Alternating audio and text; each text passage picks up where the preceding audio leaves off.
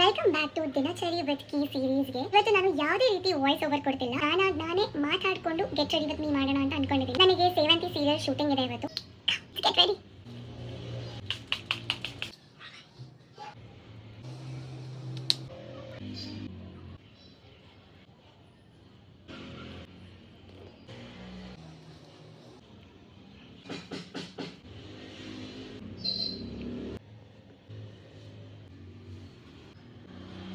Done with my concealing. ಧರ್ಮ ಈ ಥರ ಸ್ಕಿನ್ನ ಮೇಂಟೈನ್ ಮಾಡಬೇಕು ಅಂದರೆ ಚೆನ್ನಾಗಿ ನೀರು ಕುಡಿಬೇಕು.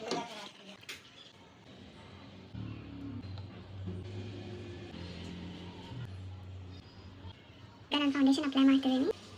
ಬ್ರಷಲ್ಲಿ foundation beauty blend perfect blend ಆಗುತ್ತೆ. It feels so light. ಹೌದು,